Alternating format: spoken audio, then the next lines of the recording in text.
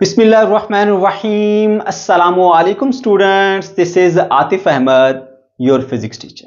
प्यारे बच्चों, आज की इस वीडियो में हम एक न्यू बुक स्टार्ट करने जा रहे हैं, 10th class physics national book foundation. और इस चैनल पर हम 10th क्लास फिजिक्स के तमाम लेक्चर्स को 1 बाय 1 अपलोड करेंगे और इंशाल्लाह आपके लिए इस फिजिक्स को बिल्कुल आसान बना देंगे। ठीक है। और हमारी वीडियो लेक्चर्स के अंदर आपको शॉर्ट नोट्स प्रोवाइड किए जाएंगे in the form of screenshot, जिसकी हेल्प से आप इस टॉपिक को अच्छे तरीके से अंडरस्टैंड भी कर पाएंगे और एग्जाम के डेज में आप टॉपिक्स को आसानी से रिवाइज भी कर पाएंगे। इसके अलावा आपको एक और फायदा होगा, वो ये आपको ये पता चल जाएगा कि किस टॉपिक को किस तरह से पेपर में प्रेजेंट करना है कि आपको मैक्सिमम मार्क्स मिल सके। ठीक है बच्चों, तो चलिए स्टार्ट करते हैं जी। आज का हमारा इस बुक का ये फर्स्ट लेक्चर है और टॉपिक का नाम है जी स्पेसिफिक हीट कैपेसिटी। अब सबसे पहले मैं आपको ये बताता हूं कि आज के इस वीडियो लेक्चर में आप क्या क्या सीखने वाले हैं, उसके बाद फिर हम सीखेंगे। तो बच्चों, नंबर 1 पे आपको सिखाऊंगा concept of specific heat capacity, कि स्पेसिफिक हीट कैपेसिटी होती क्या है। उसके बाद फिर मैं इसकी डेरिवेशन कराऊंगा आपको, यानी इसका जो फार्मूला बुक में डायरेक्ट दिया गया है ना, आपको वो फार्मूला कैलकुलेट करके बताऊंगा। फिर उसके बाद बात करेंगे इसकी एग्जांपल्स के ऊपर, यूनिट्स के ऊपर, और यूनिट्स के बाद फिर हम मटेरियल्स की दो कैटेगरीज लेंगे। एक तरफ ऐसे मटेरियल जिनकी स्पेसिफिक हीट कैपेसिटी हाई होती है और दूसरी तरफ ऐसे मटेरियल जिनकी स्पेसिफिक हीट कैपेसिटी लो होती है। ठीक है। दोनों की प्रॉपर्टीज को डिस्कस करेंगे और दोनों को आपस में कंपेयर भी करेंगे। उसके बाद फिर हम बात करेंगे जी यूजेस के ऊपर। ठीक है। जो स्पेसिफिक हीट कैपेसिटी है ना, हाई और लो, दोनों के यूजेस को हम यहां पर डिस्कस करेंगे। ठीक है। अच्छा, उसके बाद लास्ट में बच्चों आपको कुछ कंसेप्चुअल क्वेश्चंस बताऊंगा जो कि इस टॉपिक में से पूछे जा सकते हैं, ताकि आप एसएलओ बेस्ड एग्जाम के लिए खुद को तैयार कर सकें। ठीक है। आपने उन क्वेश्चंस को खुद से आंसर करना है। अगर कुछ कंफ्यूजन आएगी, कुछ पूछना होगा, तो फिर आप कमेंट सेक्शन में पूछेंगे। ठीक है बच्चों, तो चलिए जी स्टार्ट करते हैं। और सबसे पहले हम सीख लेते हैं कि भाई ये स्पेसिफिक हीट कैपेसिटी होती क्या है। प्यारे बच्चों, आपने किसी भी सब्सटेंस का 1 केजी मास ले लीजिए। लाइक आपके पास आइस है, आपने 1 केजी आइस ले लिया है। ठीक है, जिसे हम बर्फ कहते हैं। अब आपने चेक करना है कि इस वक्त इसका जो टेम्परेचर है वो कितना है। लेट सपोज कि केल्विन में उसका जो टेम्परेचर है ना, वो है हमारे पास 300 केल्विन। ठीक है। अब आपने क्या करना है, उसका टेम्परेचर 1 केल्विन बढ़ाना है, यानी 300 केल्विन से 301 केल्विन करना है। उसके लिए आपको हीट एनर्जी देना पड़ेगी। तो इस आइस का जो कि 1 केजी मास रखती है, 300 केल्विन से 301 केल्विन टेम्परेचर करने के लिए जो आप हीट एनर्जी देंगे ना, उसको हम बोलते हैं स्पेसिफिक हीट कैपेसिटी। वो आइस की स्पेसिफिक हीट कैपेसिटी होगी। तो याद रखें, किसी भी मटेरियल का अगर आपके पास 1 केजी मास है, ठीक है, तो 1 केजी मास का 1 केल्विन टेम्परेचर बढ़ाने के लिए आप उसे जो हीट एनर्जी देंगे वो उसकी स्पेसिफिक हीट कैपेसिटी होगी। अब आपने इसे पेपर में लिखना कैसे है, तो आइए दिखाता हूं। हेडिंग लगाएंगे जी आप स्पेसिफिक हीट कैपेसिटी की और बताएंगे specific heat capacity of a material is the amount of heat absorb or lost to change temperature of 1 KG mass of the substance by 1 kelvin. ठीक है। आपके पास 1 केजी जो है वो कोई भी मास है और उसका 1 केल्विन टेम्परेचर चेंज करने के लिए जो अमाउंट ऑफ हीट एनर्जी आप उसमें एब्सॉर्ब कराते हैं या फिर उस बॉडी से निकलती है, हीट लॉस होती है, ठीक है, वो उसकी स्पेसिफिक हीट कैपेसिटी होती है। अब शुरू में मैंने आपको बताया क्या कि आप जो हीट एनर्जी देते हैं, ठीक है, लेकिन सिर्फ हीट एनर्जी देनी नहीं है, 1 केल्विन टेम्परेचर चेंज करने के लिए चाहे आप उसको डिक्रीज करें, उसके लिए आप हीट निकाल भी सकते हैं। ठीक है। तो दोनों तरह से आप इसको देखें। पहला केस तो मैंने बता दिया ना कि 1 केजी मास का 1 केल्विन टेम्परेचर बढ़ाना है, उसके लिए कितनी हीट देंगे, वो स्पेसिफिक हीट कैपेसिटी है। इसी तरह से 1 केजी मास का अगर 1 केल्विन टेम्परेचर घटाना है, कम करना है, तो उसके लिए जितनी हीट एनर्जी उससे निकालेंगे उसे भी स्पेसिफिक हीट कैपेसिटी कहते हैं। तो दो तरह से इसको हम जो है वो डिस्कस करेंगे यहां पे। ठीक है, दोनों तरीके से मैंने आपको बता दिए और इसकी जो प्रॉपर डेफिनेशन है वो भी यहां पर आपने देख ली। उसके बाद बच्चों नंबर 2 पॉइंट आ जाता है जी इसकी डेरिवेशन। ये बहुत जरूरी है। अब बुक में तो डायरेक्ट फार्मूला लिखा हुआ, आपने ऐसा नहीं करना। पेपर में जब आप लिखेंगे तो बाकायदा हेडिंग लगाएंगे डेरिवेशन की और उसके अंदर पूरा फार्मूला ड्राइव करके बताएंगे। ठीक है, अच्छा अब यहां पे आपने इसकी डेरिवेशन कैसे करनी है, इंतहाई आसान है, कोई मुश्किल काम नहीं है। यहां पे जो Q है ना, Q प्यारे बच्चों हमारे पास वो अमाउंट ऑफ हीट एनर्जी है जो कि हम मटेरियल को देंगे उसका टेम्परेचर बढ़ाने के लिए। तो मैंने यहां पर मेंशन किया है the amount of heat energy Q to change the temperature depends upon the following factor. ठीक है, ये हीट एनर्जी Q आपने देनी है किसी भी सब्सटेंस का जो टेम्परेचर है वो बढ़ाने के लिए। ठीक है, तो Q किन किन फैक्टर्स पे डिपेंड करती है जरा उनको देख लीजिए। सबसे पहला फैक्टर क्या है कि Q डिपेंड करता है मैस के ऊपर। कैसे मैस पर डिपेंड करता है मैं बताता हूं। प्यारे बच्चों अगर आपके पास थोड़ा मैस है, छोटा मैस है, छोटी बॉडी है, उसको आप हीट एनर्जी दे रहे हो टेम्परेचर बढ़ाने के लिए, तो आप थोड़ी सी हीट दोगे टेम्परेचर बढ़ जाएगा। इसके बरक्स अगर आपके पास कोई बड़ी बॉडी है, उसका मैस ज्यादा है, तो उसका टेम्परेचर बढ़ाने के लिए डेफिनेटली आपको ज्यादा amount of heat energy required होती है।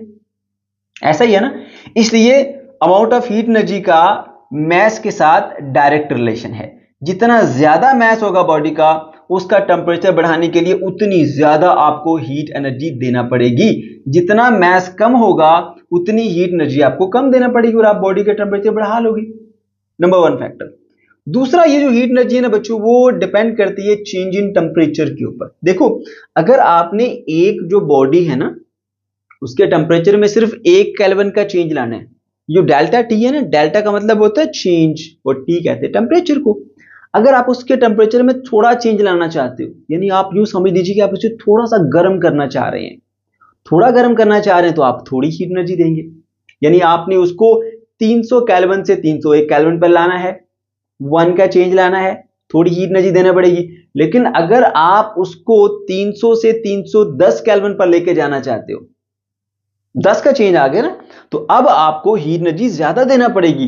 तो जितना ज्यादा आप बॉडी का टेम्परेचर चेंज करना चाहते हो उतनी ज्यादा ही आपको हीट देना पड़ती है। इसलिए हम ये कह सकते हैं यहां पर कि जो अमाउंट ऑफ हीट एनर्जी है, ठीक है, वो डिपेंड कर रही होती है चेंज इन टेम्परेचर के ऊपर और इनका आपस में डायरेक्ट रिलेशन है। यानी जितना ज्यादा आप टेम्परेचर में चेंज लेके आना चाहते हो उतनी ही ज्यादा आपको हीट देना पड़ेगी।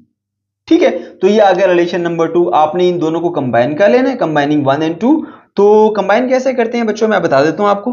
देखिए हमने इन दोनों को मिलाना है। अगर ये रिपीट हो रहे हैं तो एक बार लिख दीजिए, ये दो प्रोपोर्शनैलिटी के साइन रिपीट हो रहे हैं एक मरतबा लिख दीजिए। ये दोनों अलग लेंगे, दोनों लिखेंगे, एम भी लिखेंगे, डेल्टा टी भी लिखेंगे। तो ये हमने दोनों को कंबाइन करके एक रिलेशन बना लिया। अब जब भी फिजिक्स में आपको ऐसा साइन नजर आता है तो आप उसको रिमूव करके इक्वल लगाते हो और साथ में आता है फिर कांस्टेंट ऑफ प्रोपोर्शनैलिटी। तो यहां पर वो कांस्टेंट है सी। ठीक है, तो प्रोपोर्शनैलिटी खत्म हुई, इक्वल आया, साथ में कांस्टेंट सी। बताएंगे कि सी जो है वो हमारे पास कांस्टेंट ऑफ प्रोपोर्शनैलिटी है जिसे हम स्पेसिफिक हीट कैपेसिटी कहते हैं। ठीक है, अच्छा फिर इसका अगर आप रिलेशन निकालना चाहते हो स्पेसिफिक हीट कैपेसिटी का तो वो भी निकाल सकते हैं। क्या करना है, देखिए सी के साथ एम मल्टीप्लाई हो रहा है, डेल्टा टी भी मल्टीप्लाई हो रहा है, तो ये एम इधर आके हो जाएगा डिवाइड और डेल्टा टी भी इस तरफ आके हो जाएगा डिवाइड। तो देखिए क्यू अपनी जगह पर है, एम इसके नीचे आके डिवाइड हो गया और डेल्टा टी भी इसके नीचे आके डिवाइड हो गया। तो ये हमारे पास सी का फॉर्मूला आ गया जो कि स्पेसिफिक हीट कैपेसिटी को डिनोट करता है। ठीक हो गया, तो इस तरह से आसानी से आपने इसकी डेरिवेशन कर लेनी है। फिर नेक्स्ट पॉइंट आता है हमारा एग्जांपल्स बतानी है बच्चों आपने पेपर में, और एग्जांपल में आपने कुछ मटेरियल ले लेने हैं और उन मटेरियल की जो स्पेसिफिक हीट कैपेसिटी है ना वो बता देनी है। ठीक है, तो यहां पर 3 मटेरियल मैंने लिए हैं। एक मैंने लिए है जी ये वाटर है, एक है सॉइल यानी जो मिट्टी होती है, और एक है आपके पास एल्यूमिनियम। ठीक है, जो ये है ना हमारे पास वाटर की जो स्पेसिफिक हीट कैपेसिटी होती है वो होती है 4200 जूल्स पर किलोग्राम पर केल्विन। यूनिट पे ना जाएं, यूनिट अभी आपको यहां पर मैं सिखा दूंगा। ठीक है, इसका मतलब ये होता है कि अगर आपने 1 kg वाटर का 1 केल्विन टेम्परेचर बढ़ाना है तो उसके लिए आपको 4200 जूल हीट एनर्जी देना पड़ेगी। इसी तरह एल्यूमिनियम का जो हमारे पास है जी वो 900 जूल पर केजी पर केल्विन है। इसका मतलब है कि अगर 1 किलोग्राम आपके पास एल्यूमिनियम है उसका 1 केल्विन टेम्परेचर बढ़ाना चाहते हो तो 900 जूल हीट एनर्जी देना पड़ेगी। सॉइल यानी मिट्टी है, ठीक है, उसका अगर आप 1 केल्विन टेम्परेचर बढ़ाना चाहते हो तो 800 जूल हीट एनर्जी दोगे, तब जाके उसका 1 केल्विन का टेम्परेचर जो है उसमें इंक्रीज आएगा। समझ गए? अच्छा, अब बात कर लेते हैं जी इसके यूनिट की। तो प्यारे बच्चों, इसका जो सिस्टम इंटरनेशनल यूनिट होता है वो होता है जूल्स पर केजी पर केल्विन, ठीक है। और वैसे एक और यूनिट भी हम इसका इस्तेमाल करते हैं जिसमें हम केल्विन की बजाय सेंटीग्रेड में ले आते हैं, जूल्स पर केजी पर सेल्सियस स्केल या पर सेंटीग्रेड कह लीजिए, ठीक है।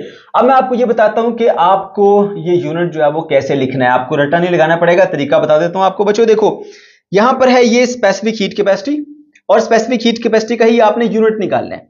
तो इसका फार्मूला है ये वाला, इसके फार्मूले में आप यूनिट्स पुट कर दीजिए, ऑटोमेटिकली आपको जो है वो ये मिल जाएगा। जरा देखिए मैं बताता हूं, ये क्यू क्या है, हीट एनर्जी है, और एनर्जी का यूनिट होता है जूल्स। तो यहां पर आ गया आपके पास जूल, मैं यहां पर रफ वर्क में कर देता हूं, ये आ गया जूल डिवाइडेड बाय, नीचे है मैस और नीचे है चेंज इन टेम्परेचर। अब मैस का यूनिट क्या होता है, किलोग्राम, तो नीचे लिख देते हैं जी केजी। उसके बाद यहां देखिए delta T change in temperature, temperature का क्या होता है हमारे पास यूनिट, केल्विन, तो यहां पे लिख देते हैं जी केल्विन। अब देखो केजी और केल्विन नीचे हैं और जूल्स ऊपर है, तो हम इसको यूं लिख सकते हैं जूल्स पर केजी और पर केल्विन। तो इस तरह से बच्चों आपको रट्टा नहीं मारना पड़ेगा, आप आसानी से कैलकुलेट करके लिख लेंगे, सही है। और ऑब्जेक्टिव वगैरह में ये पूछी जा सकती है, इसलिए इसको अच्छे से याद रख लें। ओके, तो ये हमने सीख लिया जी यहां तक इसका एसआई यूनिट भी। ओके, अच्छा बच्चों, अब हमने थोड़ा सा आगे डिटेल में चीजों को समझना है, और यहां पर बात करनी है दो तरह के मटेरियल। एक कैटेगरी आ जाती है जिसमें हम बात करेंगे हाई स्पेसिफिक हीट कैपेसिटी वाले मटेरियल की, और दूसरी कैटेगरी में लो स्पेसिफिक हीट कैपेसिटी वाले मटेरियल की। तो सबसे पहले हम बात कर लेते हैं ऐसे मटेरियल की जिनकी स्पेसिफिक हीट कैपेसिटी बहुत हाई होती है, और उनमें फेमस है आपका वाटर की जो स्पेसिफिक हीट कैपेसिटी होती है, मैंने बताया 4200 जूल्स पर केजी पर केल्विन है, ठीक है। ओके जी, तो अब वो मटेरियल जिनकी स्पेसिफिक हीट कैपेसिटी हाई होती है, इस बात का मतलब क्या है, जरा वो बात समझिए। प्यारे बच्चों, अगर किसी मटेरियल की स्पेसिफिक हीट कैपेसिटी बहुत हाई है, तो इसका मतलब ये होता है कि वो बहुत ज्यादा हीट एनर्जी एब्जॉर्ब करने के बाद सिर्फ 1 केल्विन टेम्परेचर बढ़ा रहा है। और अगर किसी मटेरियल की स्पेसिफिक हीट कैपेसिटी बहुत लो है, तो उसका मतलब ये होता है कि ये बहुत कम हीट एनर्जी को एब्जॉर्ब करके 1 केल्विन टेम्परेचर बढ़ा देता है, ठीक है। ये मतलब होता है हाई स्पेसिफिक हीट कैपेसिटी का और लो स्पेसिफिक हीट कैपेसिटी का। अब हम आ जाते हैं जी प्रॉपर्टीज के ऊपर, ठीक है। जिन मटेरियल की स्पेसिफिक हीट कैपेसिटी हाई होती है उनके पास कौन कौन सी प्रॉपर्टीज होती हैं, ठीक है। तो नंबर 1 प्रॉपर्टी ये होती है कि वो जल्दी से स्लोली गर्म होते हैं, ठीक है, हीटअप होते हैं, और स्लोली वो जो है वो कूल डाउन होते हैं। ना तो वो जल्दी गर्म होते हैं और ना वो जल्दी ठंडे होते हैं, ठीक है। अब मैं आपको इसकी एग्जांपल देता हूं, बच्चों ध्यान से सुनिएगा। हम एक तरफ ले लेते हैं जी सॉइल, मिट्टी, और एक तरफ ले लेते हैं जी हम वाटर। दोनों की स्पेसिफिक हीट कैपेसिटी अलग अलग है, ठीक है। जो मिट्टी है, सॉइल है, उसकी स्पेसिफिक हीट कैपेसिटी को लगभग 800 जूल पर केजी पर केल्विन होती है, और जो वाटर है ना, उसकी स्पेसिफिक हीट कैपेसिटी बहुत हाई है, वो होती है हमारे पास 4200 जूल्स पर केजी पर केल्विन, ठीक है ना। अगर आप दोनों को same amount of heat energy दो, इसको भी 800 जूल दे दो, इसको भी 800 जूल दे दो, ये अपना 1 केल्विन टेम्परेचर बढ़ा लेगा, ये अपना 1 केल्विन टेम्परेचर नहीं बढ़ा पाएगा। और अगर आप दोनों को बराबर हीट एनर्जी दे दो, इसको भी 4200 जूल दे दो, इसको भी 4200 जूल दे दो, तो ये जो वाटर है ना, ये अपना 4200 जूल हीट एनर्जी अब्सॉर्ब करने के बाद 1 केल्विन टेम्परेचर बढ़ाएगा, जबकि ये जो सॉइल है ये उससे 5 गुना से भी ज्यादा टेम्परेचर बढ़ा लेगी, यानी 5 केल्विन से भी ज्यादा टेम्परेचर में इंक्रीज लेकर आ जाएगी, ठीक है। तो देखो, एक तरफ वो मटेरियल था जिसकी स्पेसिफिक हीट कैपेसिटी क्या थी, लो थी, उसने अपना टेम्परेचर तेजी से बढ़ाया। दूसरी तरफ आया हमारे पास वो मटेरियल जिसकी स्पेसिफिक हीट कैपेसिटी क्या है, हाई है, उसने अपना टेम्परेचर बहुत आहिस्ता से बढ़ाया। हीट तो हमने दोनों को बराबर दी, इसको भी 4200 जूल दे दी, इसको भी 4200 जूल दे दी, इसने उससे 5 केल्विन बढ़ा दिया, उससे भी ज्यादा, 5 केल्विन से भी ज्यादा, और इसने सिर्फ 1 केल्विन बढ़ाया। तो ये कम गर्म हुआ, आहिस्ता से गर्म हुआ, ये तेजी से गर्म हुआ। इसलिए कहा जाता है कि हमारे पास जो material high specific heat capacity रखते हैं वो आहिस्ता से गर्म होते हैं और आहिस्ता से ही ठंडे भी होते हैं। तो ये पॉइंट आप उम्मीद है समझ आ गया होगा। Heat up and cool down slowly, Aahista Aahista गर्म होंगे, आहिस्ता आहिस्ता ठंडे होंगे। कौन से वाले? जिनकी स्पेसिफिक हीट कैपेसिटी हाई होती है, क्योंकि बहुत ज्यादा हीट एनर्जी अब्जॉर्ब करने के बाद जाके टेम्परेचर इनका बढ़ता है, ठीक है, और बहुत ज्यादा हीट एनर्जी रिलीज करने के बाद जाकर टेम्परेचर कम होता है। इसलिए दोनों काम यहां पे स्लो होते हैं। नेक्स्ट पॉइंट मैंने यहां पर मेंशन किया, these materials retain heat energy for long time. ये मटेरियल अपने अंदर जो हीट एनर्जी है उसको लॉन्ग टाइम के लिए रिटेन कर सकते हैं। अब इस बात को भी मैं समझाता हूं, ध्यान से समझिएगा बच्चों। देखो, एक तरफ हमारे पास है जी वही सॉइल, दूसरी तरफ कौन सी है हमारे पास? वो है इधर वाटर, ठीक है। दोनों को हमने हीट एनर्जी दी थी, सही है। फर्ज कर लें, समझने के लिए कह देता हूं कि ये भी 0 केल्विन पर था, ये भी 0 केल्विन पर था। इसको 4200 जूल हीट एनर्जी दे दी, इसको भी 4200 हीट एनर्जी हमने दे दी, 4200 जूल, सही है। इसका टेम्परेचर कितना बढ़ गया? इसका टेम्परेचर बढ़ गया हमारे पास 5 केल्विन से ज्यादा, और इसका टेम्परेचर बढ़ेगा सिर्फ 1 केल्विन, ठीक है। अच्छा, अब देखिए, अब ये सब्सटेंस है 5 केल्विन पर, ये है 1 केल्विन पर, ठीक है। अब इन्होंने हीट निकालने और खुद को ठंडा करना है। अगर सराउंडिंग में टेम्परेचर हुआ 0 केल्विन, तो ये जो बॉडी है जिसकी स्पेसिफिक हीट कैपेसिटी लो है उसका टेम्परेचर है 5 केल्विन, सराउंडिंग का है कितना? 0। 5 और 0 में फर्क कितना है? 5 का। एक ग्रेटर टेम्परेचर डिफरेंस है। जब टेम्परेचर का डिफरेंस बड़ा होता है ना बच्चों, तो हीट तेजी से फ्लो करती हुई जाती है, इसलिए ये जल्दी ठंडा हो जाता है और ज्यादा देर अपने अंदर हीट को रिटेन नहीं रख सकता। जबकि ये वाला देखो, हीट इसने भी उतनी एब्जॉर्ब की थी 4200 जूल, मगर इसका टेम्परेचर है 1 केल्विन, सराउंडिंग का है 0। अब टेम्परेचर का फर्क कितना हुआ? सिर्फ 1 केल्विन का।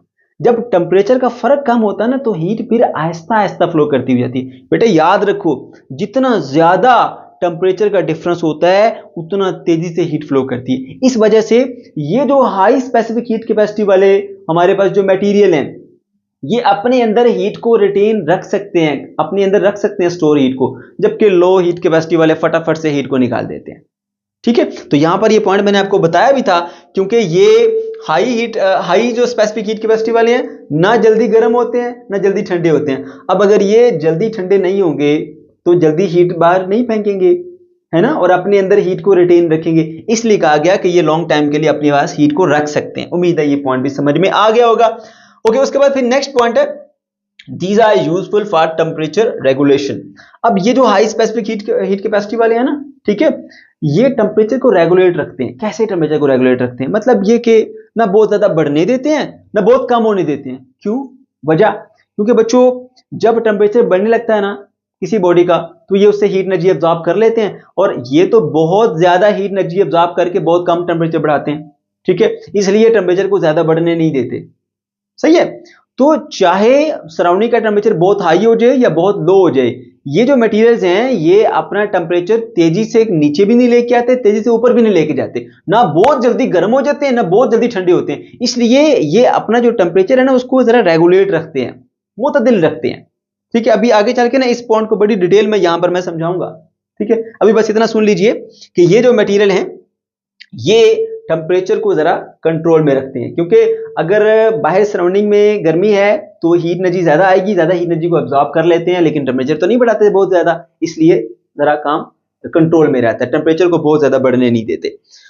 उसके बाद फिर आता है जी, ये पुअर कंडक्टर होते हैं हीट के, ये पुअर कंडक्टर होते हैं, इसीलिए तो हीट तेजी से फ्लो करके आ भी नहीं सकती और जा भी नहीं सकती, ठीक है। इसको हम कहते हैं ये हीट के अच्छे कंडक्टर्स नहीं होते।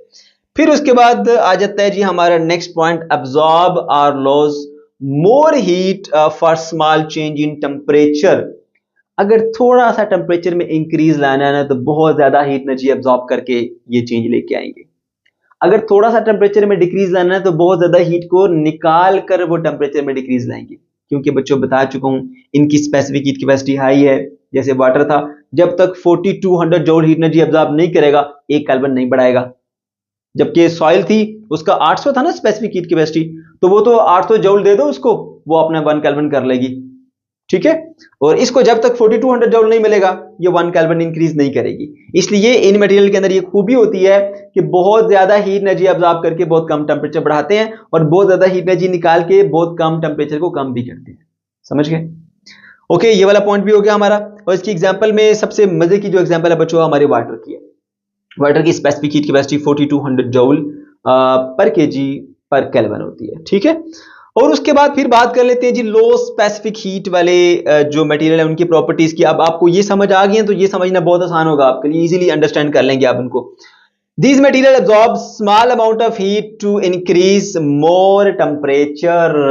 वही एग्जांपल बार बार दूंगा, एक तरफ मट्टी एक तरफ पानी। इसकी स्पेसिफिक हीट कैपेसिटी 800, इसकी स्पेसिफिक हीट कैपेसिटी जो है वो है 4200, है ना। तो क्या होगा, अगर दोनों को आपने 800 दी तो इसका 1 केल्विन बढ़ जाएगा, इसका नहीं बढ़ेगा। तो इसने क्या किया, थोड़ी सी हीट से अपना टेम्परेचर बढ़ा दिया, उसने थोड़ी हीट से टेम्परेचर नहीं बढ़ाया। तो इन मटेरियल के अंदर ये खूबी होती है कि वो कम हीट अब्सॉर्ब करके अपना टेम्परेचर बढ़ा लेते हैं। दूसरी चीज कि ये गुड कंडक्टर ऑफ हीट होते हैं क्योंकि आसानी से हीट को रिलीज भी कर देते हैं, आसानी से उसको अब्सॉर्ब भी कर लेते हैं। इसलिए कहा जाता है कि ये हीट के अच्छे कंडक्टर्स होते हैं, जबकि ये हीट के बैड कंडक्टर्स हैं।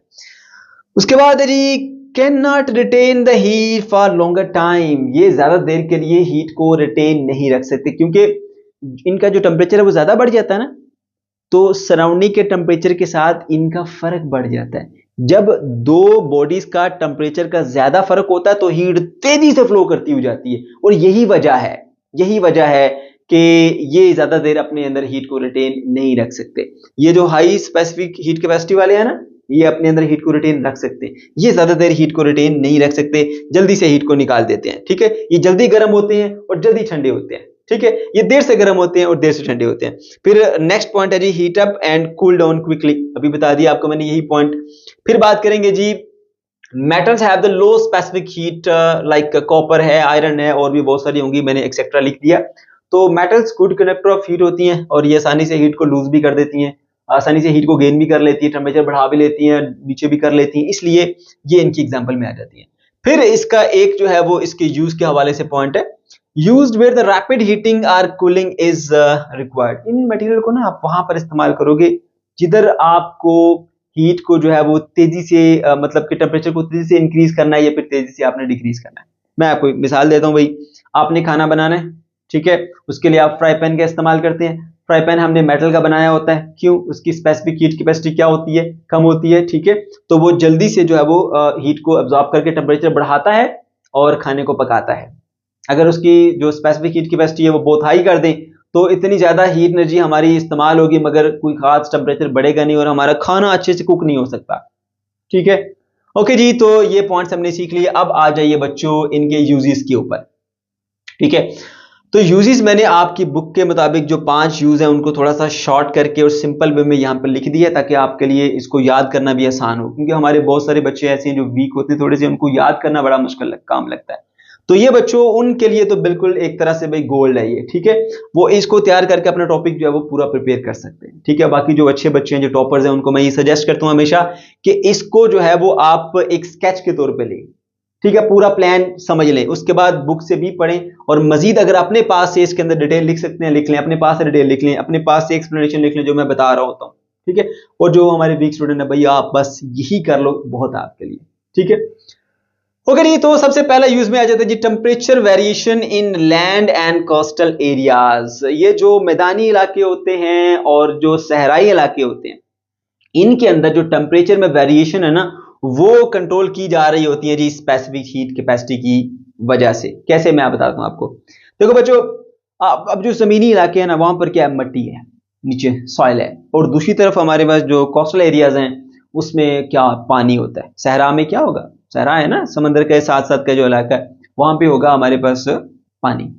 ठीक है। और आप जानते हो कि जो पानी है उसकी स्पेसिफिक हीट कैपेसिटी बहुत हाई होती है और जो दूसरी तरफ हमारे पास जमीन है, मट्टी है, सॉइल है, उसकी स्पेसिफिक हीट कैपेसिटी बहुत ही कम होती है उसके मुकाबले में। इसकी जो पानी की है वो 4200 जूल पर केल्विन पर केजी और सॉइल की 800 जूल पर केल्विन पर केजी। ठीक है। अगर कंपैरिजन करोगे ना तो जो सॉइल है और इनका अगर कंपैरिजन किया जाए तो जो वाटर की स्पेसिफिक हीट कैपेसिटी होती है वो सॉइल का कोई लगभग 5 गुना से भी ज्यादा होती है। 5.2 या समथिंग ऐसी कुछ वैल्यू होती है। ठीक है, अच्छा, तो अब होता क्या है कि जब आप समर डेज की बात करते हैं, यानी ये जो मौसम गर्मा है, बहुत ज्यादा गर्मी होती है, ठीक है, तो गर्मी के दिनों में दोनों का कंपैरिजन करते हैं। एक तरफ मैदानी इलाका है और एक तरफ ये कोस्टल एरिया यानी सहराई इलाका है। सहराई इलाके में क्या है, सहराई इलाके के अंदर पानी है, पानी वो हीट एनर्जी अब्जॉर्ब करेगा जो सन से मिल रही है उसको, लेकिन वो ज्यादा टेम्परेचर नहीं बढ़ाएगा, क्योंकि उसने 1 केल्विन तब बढ़ाना है जब उसने 4200 जूल हीट एनर्जी अब्जॉर्ब की, जबकि सन जो है वो उसको भी हीट एनर्जी दे रहा है जो कि जमीनी इलाके हैं, जो मैदानी इलाके हैं। ठीक है, अब वहां पर क्या है, वहां पर है सॉइल, मट्टी है, उसकी जो स्पेसिफिक हीट कैपेसिटी होती है वो सिर्फ 800 जूल पर केजी पर केल्विन है, तो उसको सिर्फ 800 भी मिल गई तो वो 1 केल्विन बढ़ा देगा। तो अब क्योंकि दोनों को बराबर मिल रही है हीट एनर्जी, इसको भी और उसको भी, तो यहां पर जो फर्क है वो बहुत ज्यादा है। स्पेसिफिक हीट कैपेसिटी जो हमारे पास वाटर की है वो उससे 5 गुना ज्यादा होती है। ठीक है, इसलिए टेम्परेचर का बड़ा फर्क आएगा। जो मैदानी इलाके हैं वहां पर टेम्परेचर गर्मियों में कोई लगभग 45-50 तक भी चला जाता है, 40-45-50 इस रेंज के अंदर पाया जाता है जब सख्त गर्मी पड़ती है। जबकि ये जो कोस्टल एरियाज होते हैं यहां पर टेम्परेचर जो है वो बहुत ज्यादा नहीं बढ़ता। मेरे ख्याल से यहां पर मैंने वैल्यू मेंशन की है 35 डिग्री सेंटीग्रेड तक ही जाता है। 35 तो बंदा बर्दाश्त कर लेता है, लेकिन 50 का टेम्परेचर बर्दाश्त करना जरा मुश्किल हो जाता है। ठीक है, और उसकी वजह क्या है, स्पेसिफिक हीट कैपेसिटी वाटर की हाई होती है, ज्यादा हीट अब्सॉर्ब करती है, कम टेम्परेचर बढ़ाती है। और दूसरी तरफ हमारे पास जो लैंड है ज्यादा हीट अब्सॉर्ब करके ज्यादा टेम्परेचर बढ़ाएगी। ठीक हो गया, ओके जी। तो इसको अब साथ साथ मैं बताता भी हूँ कि पेपर में आपने लिखना है कैसे। सबसे पहले आप ये पॉइंट लिखेंगे कि हीट जो है, हीट कैपेसिटी जो सॉइल की होती है वो उससे 5 गुना ज्यादा होती है। दूसरा पॉइंट फिर आप ये बताएंगे इनकी जो वैल्यूज हैं कि लैंड की इतनी हीट कैपेसिटी होती है और वाटर की इतनी हीट कैपेसिटी होती है। फिर आप समर और विंटर दोनों में अलग अलग इनको डिस्कस करेंगे। समर मैंने अभी डिस्कस कर भी दिया कि समर के अंदर टेम्परेचर जो है वो लैंड का बहुत हाई हो जाता है, लगभग कोई 45 से 50 के करीब हो जाता है, जबकि जो कोस्टल एरिया है वहां पर मैक्सिमम 35 डिग्री सेंटीग्रेड तक ही जाता है कराची में। ठीक है, और उसके बाद अगर हम बात करें विंटर की, तो विंटर में क्या होता है, अब सराउंडिंग जो है वो बहुत ज्यादा ठंडी हो गई है तो जमीन से हीट निकल के उसमें चली जाती है। सही है, अब होता क्या है, जमीन का टेम्परेचर जो है वो तकरीबन, यानी जो जमीन का कहने का मतलब है कि जो जमीनी इलाके हैं, जो हमारा जो है वो लैंड वाला इलाका है, ठीक है, वहां पर जो टेम्परेचर है वो 5 डिग्री या 0 डिग्री तक भी चला जाता है, 5 से 0 डिग्री के दरमियान, यानी इतना ठंडा हो जाता है। क्यों? क्योंकि जो मिट्टी है उसके अंदर ये क्वालिटी होती है कि वो जल्दी से हीट लूज भी कर देती है, जल्दी से हीट गेन भी कर लेती है, जल्दी गर्म भी हो जाती है, जल्दी ठंडी भी हो जाती है। जमीन जल्दी जल्दी ठंडी होगी। ठीक है, अब जमीन जब जल्दी ठंडी होगी इसका टेम्परेचर जो है वो फिर 0 से लेके 5 डिग्री के दरमियान दरमियान आपको मिलता है। जबकि जो समंदर है ना, समंदर उसने भाई ना तो जल्दी गर्म होना होता है ना जल्दी ठंडे होना होता है, क्योंकि उसकी स्पेसिफिक हीट कैपेसिटी वाटर की बहुत हाई होती है। सही है, तो जो कोस्टल एरिया है वहां पर सर्दियों में भी टेम्परेचर जो है वो 10 डिग्री 11 डिग्री 12 डिग्री तकरीबन इतना होता है। समझ गए? तो यहां पर मैंने मेंशन किया ये पॉइंट, पहले समर का बता देता हूं। In summer the temperature of the land is up to 45 degree centigrade, but temperature of the coastal area is up to 35 degree centigrade. Summer में दोनों का टेम्परेचर देख लिया, अब विंटर में दोनों का टेम्परेचर देखो। In winter the temperature of the land decreases to 0 degree centigrade, 5 से 0 के दरमियान होता है, मैंने 0 लिख दिया, उसकी जो लोअर पीक वैल्यू है। But in coastal areas it is about 10 degree centigrade to 12 degree centigrade. Coastal areas में 10 से 12 डिग्री सेंटीग्रेड के दरमियान जो है वो होता है, 0 पर तो नहीं गया। अब देखो यहां पर जो जमीन है उसका टेम्परेचर जो है वो 45 और 0 के दरमियान, इतनी ज्यादा वेरिएशन, एक बार 45 दूसरी बार 0। लेकिन जो कोस्टल एरियाज है वहां पर देखो, कोस्टल एरियाज में टेम्परेचर जो है वो गर्मियों में 35 था और जो सर्दियों में कोई लगभग 10-12 हो गया। तो यहां पर फर्क देखो बहुत ज्यादा आ रहा है, यहां पर फर्क देखो बहुत कम आ रहा है। क्यों? क्योंकि जमीनी इलाके में तेजी से टेम्परेचर बढ़ा था, तेजी से कम हुआ था, और जो हमारा कोस्टल एरिया है वहां पर आहिस्ता से टेम्परेचर बढ़ा था, बहुत ज्यादा इंक्रीज नहीं आया और बहुत ज्यादा डिक्रीज भी नहीं आया। वजह क्या थी? दोनों की अलग अलग स्पेसिफिक हीट कैपेसिटी, वाटर की अलग और जो सॉइल है, जो मिट्टी है, उसकी अलग थी। ठीक है, फिर लास्ट पॉइंट पर आज हम यहाँ पे समराइज करेंगे इसको। Ocean absorb the heat in the summer and release in the winter to keep temperature moderate between the summer and winter. अब जब गर्मियों का मौसम था ना, इसने बहुत ज्यादा हीट एनर्जी अब्सॉर्ब कर ली हुई थी, लेकिन टेम्परेचर ज्यादा नहीं बढ़ाया। क्यों? स्पेसिफिक हीट कैपेसिटी हाई है, ज्यादा हीट अब्सॉर्ब करेगा, कम टेम्परेचर बढ़ाएगा पानी। ठीक है, अब आ गई सर्दियां। ठीक है। अब सर्दियां आ गई हैं, अब टेम्परेचर नीचे आना है, तो क्या होगा, अब वो हीट रिलीज करेगा जो उसने समर में हीट एनर्जी एब्जॉर्ब की थी ना, अब ऐसा ऐसा उस हीट को रिलीज करेगा, ठीक है, और अपना टेम्परेचर नीचे लेके आएगा। और अब जब वो हीट को रिलीज करेगा तो फिर जहरी सी बात है, टेम्परेचर जो है वो 0 पर नहीं जा पाएगा, फिर टेम्परेचर 10, 11, 12 की रेंज के अंदर ही आएगा। बात समझ गए बेटा? तो होता यूं है असल में कि गर्मियों में इसने एनर्जी स्टोर कर ली थी, ठीक है, सर्दियों में जाके उस एनर्जी को उसने छोड़ा, इस वजह से यहां पर जो है वो जो टेम्परेचर है वो 0 पर नहीं जा सका, वो 10, 12, 11 की रेंज में रहा। ठीक हो गया ना? क्योंकि जब ये ठंडे होते हैं ना, हाई स्पेसिफिक हीट कैपेसिटी वाले मटेरियल, ये बहुत ज्यादा हीट एनर्जी एमिट करने के बाद ठंडे होते हैं।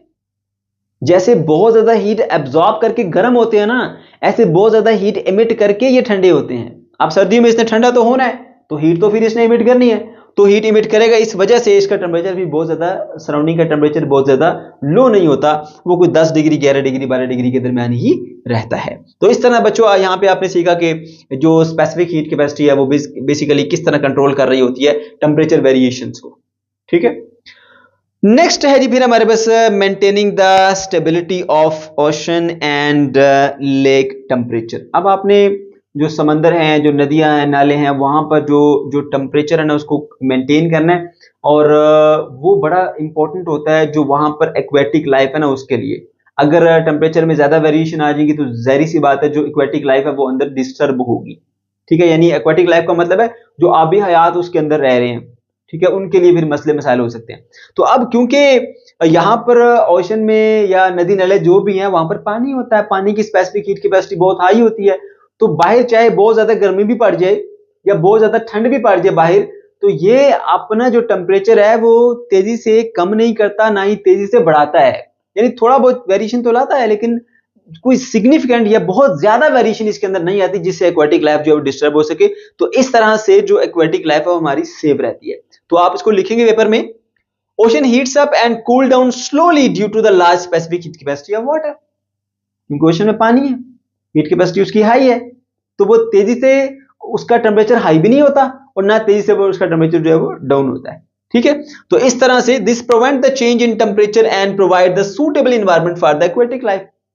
तो अब अगर टेम्परेचर तेजी से बढ़ेगा नहीं और ना तेजी से कम होगा, तो जो अंदर एक्वेटिक लाइफ है वो सेफ रहेगी, टेम्परेचर वेरिएशन से बच जाएगी और वो अपनी लाइफ जो है वो जीती रहेगी। ठीक है, और उसके बाद फिर नेक्स्ट है जी ह्यूमन बॉडी टेम्परेचर। प्यारे बच्चों, इंसान की जो बॉडी है उसमें 60% तो पानी है। ठीक है, तो अब आपने देखा कि बाहर अगर बहुत ज्यादा गर्मी भी पड़ती है तो आपकी बॉडी का टेम्परेचर बहुत ज्यादा इंक्रीज नहीं करता, या बाहर बहुत ज्यादा अगर ठंड भी पड़ती है तो फिर भी बॉडी का टेम्परेचर जो है उसके अंदर कुछ सिग्निफिकेंट चेंज नहीं आते, क्योंकि बॉडी के अंदर 60% पानी है, पानी की स्पेसिफिक हीट कैपेसिटी हाई है, इस वजह से टेम्परेचर तेजी से बढ़ता भी नहीं है और तेजी से कम भी नहीं होता और एक मुतदल टेम्परेचर रहता है। अब इसमें और भी बहुत सारे फैक्टर हैं, बायो वाले स्टूडेंट्स को पता होंगे, ठीक है, लेकिन अब थोड़ा बहुत इसका भी इफेक्ट होता है, तो इसलिए यहां पर हमने इसको भी पॉइंट को मेंशन कर दिया, लेकिन इसके अलावा और बहुत सारे फैक्टर्स होते हैं, ठीक है, थर्मोरेगुलेशन के हवाले से। ओके, फिर नेक्स्ट है जी कूलिंग सिस्टम। कूलिंग सिस्टम में क्या होता है जी बच्चों, देखो हमारे पास बहुत सारे ऐसे इक्विपमेंट्स हैं, जब वो काम करते हैं तो बहुत ज्यादा हीट प्रोड्यूस होती है और वो हीट उनके अपने लिए भी डेंजरस होती है। जैसे अगर हम बात करें न्यूक्लियर जो फिशन रिएक्शन है, वो हम एक रिएक्टर के अंदर परफॉर्म करते हैं, वहां पर रिएक्शन हो गया, अब उससे इतनी ज्यादा हीट एनर्जी प्रोड्यूस होती है कि वो उसको भी डैमेज कर सकती है, उसके अंदर के ऑपरेटर्स को डैमेज कर सकती है। हमें उस हीट से थोड़ा सा उसको कम करना है, उसकी हीट को निकालना है, तो हम क्या करते हैं, उसके सराउंडिंग में वाटर को मूव कराते हैं। वाटर की हाई स्पेसिफिक हीट कैपेसिटी होती है, बहुत ज्यादा हीट एनर्जी एब्जॉर्ब कर लेता है और बहुत कम टेम्परेचर बढ़ाता है। ठीक है, तो हीट भी इसमें से जज़ब हो जाती है और पानी का टेम्परेचर भी ज्यादा बढ़ नहीं सकता, उसको फिर हम बाहर ले आते हैं, तो इस तरह से वहां से हमने हीट एनर्जी को रिमूव कर लिया। इसी तरह जो ऑटोमोबाइल के इंजन होते हैं, गाड़ी चलेगी, इंजन गर्म होगा, बहुत ज्यादा हीट प्रोड्यूस होगी, तो वो भी आपके लिए अच्छा नहीं है, आपकी गाड़ी के लिए अच्छा नहीं है, तो आप कोशिश करते हो कि किसी तरह से इस हीट को यहां से निकाला जाए, तो रेडिएटर के थ्रू आप वो निकालते हो। तो हुआ क्या होता है कि आप पानी को ना उस इंजन के अराउंड में मूव करा रहे होते हो, तो वो क्या करता है, उसमें से जो हीट एनर्जी है उसको एब्जॉर्ब करता है। तो पानी के अंदर क्वालिटी है, हाई स्पेसिफिक हीट कैपेसिटी है, बहुत ज्यादा हीट एनर्जी एब्जॉर्ब करेगा और बहुत कम टेम्परेचर बढ़ाएगा। ठीक है, तो इस तरह से वो एक्स्ट्रा हीट जो है वो वहां से एब्जॉर्ब कर लेता है। ठीक है, और आपका इंजन जो है वो सेफ रहता है और एफिशिएंट रहता है। तो इसको भी आपने लिखना है। Water is used as a coolant in the power plant, जो न्यूक्लियर रिएक्शन की बात कर रहा हूं मैं, एंड ऑटोमोबाइल्स को गाड़ियां वगैरह के इंजन हो गए, ठीक है। Water prevent from over heating bye absorbing the excess heat and maintain high efficiency. Extra heat को निकाल देता है और आपकी जो इंजन की एफिशिएंसी है बेहतरीन रहती है और अच्छे से इंजन चलता रहता है। फिर लास्ट पे है कुकिंग प्रोसेस। अब ये कुकिंग प्रोसेस में कहां से स्पेसिफिक हीट कैपेसिटी आ गई? तो बच्चों बिल्कुल यहां पर भी स्पेसिफिक हीट कैपेसिटी का ताल्लुक है। मैं बताता हूं। अब एक बर्तन ले लो, उसमें जरा गोश्त डालो, बड़ी बड़े से पीस ऐसे उसके अंदर, और कुछ नहीं डालना, और नीचे फुल जो है वो फ्लेम हाई कर दो, उसको छोड़ दो। थोड़ी देर के बाद जरा आके चेक करना ना, वो अंदर जो है वो जल जाएगा, पूरा कोयला बन जाएगा और पकेगा भी नहीं अंदर से। बाहर से जल जाएगा, अंदर से कच्चा रहेगा। ऐसा ही है। तो क्या आप पानी के बगैर उसको कुक कर सकते हैं? नहीं कर सकते। अब आप यही काम ऐसा करें, पानी लें, पानी में वो बड़े बड़े पीस डालें, ठीक है, चिकन ले लें या जो भी आप मीट ले रहे हो उसको उसके अंदर डाल दो, और उसके बाद फिर ऊपर से उसको बंद करके पकाओ, हाई फ्लेम भी दो उसको। तो आप देखोगे कि अब जो गोश्त है ना वो अच्छे से गल जाएगा, अच्छे से पक जाएगा, अंदर से भी पका होगा। आखिर ऐसा क्या हो गया? जब आपने वाटर जो है वो नहीं यूज किया था, हीट डायरेक्टली उसको मिल रही थी, वो उसको जला देती है, ठीक है, बहुत ज्यादा हीट उसको मिल जाती है, वो जला देती है। लेकिन अगर आप पानी इसमें ऐड करते हैं तो पानी वो हीट एनर्जी एब्जॉर्ब करता है और अपना टेम्परेचर आहिस्ता आहिस्ता बढ़ाता है, एकदम से हीट उसको नहीं मिलने देता, आहिस्ता आहिस्ता हीट एब्जॉर्ब करता रहता है और अपना टेम्परेचर बढ़ाता रहता है, बढ़ाता रहता है, बढ़ाता रहता है, बढ़ाता रहता है। जब पानी का, क्योंकि हाई स्पेसिफिक हीट कैपेसिटी होती है, आहिस्ता आहिस्ता टेम्परेचर बढ़ता है, थोड़ी थोड़ी हीट उसकी जो है वो मिलती रहती है, फिर खाने को भी, और खाना जो है वो आसानी से जो है वो कुक हो जाता है और वो जलता नहीं है। इसके अलावा वाटर जो है एक और आपको जो है वो हेल्प करता है। वो क्या हेल्प करता है कि इसको ना यूनिफॉर्मली डिस्ट्रीब्यूट कर देता है हीट को पूरे खाने के अंदर, ठीक है। तो इस तरह से जब आप वाटर का इस्तेमाल करते हैं, वाटर बहुत ज्यादा हीट एनर्जी अब्सॉर्ब कर लेता है और अपना टेम्परेचर कम बढ़ाता है। इस तरह से खाना जलता नहीं है और अच्छे से पक जाता है, समझ गए। और इसी के साथ साथ उसको यूनिफॉर्मली डिस्ट्रीब्यूट भी करता है, और यूनिफॉर्मली डिस्ट्रीब्यूट करने की वजह से भी खाना जो है वो हमारा अच्छे से पक के तैयार हो जाता है। तो चलिए कैसे लिखेंगे इसको पेपर में आप? Water helps to cook the food without burning because it heats up slowly due to large specific heat capacity and distribute the heat evenly. दो बातें मैंने आपको दोनों यहाँ पे बता दी, ठीक है बच्चों। अच्छा, अब लास्ट में हमने कुछ इंपॉर्टेंट क्वेश्चंस का जिक्र करना है, ठीक है। आपको मैं स्क्रीन पे शो कर देता हूं, आपने इन क्वेश्चंस को पढ़ना है और उसके बाद उनको आंसर करना है, ठीक है। और अगर आपको वो क्वेश्चन किसी में कुछ मसला हो तो आप फिर मुझसे कमेंट में पूछ सकते हैं। अल्लाह हाफिज।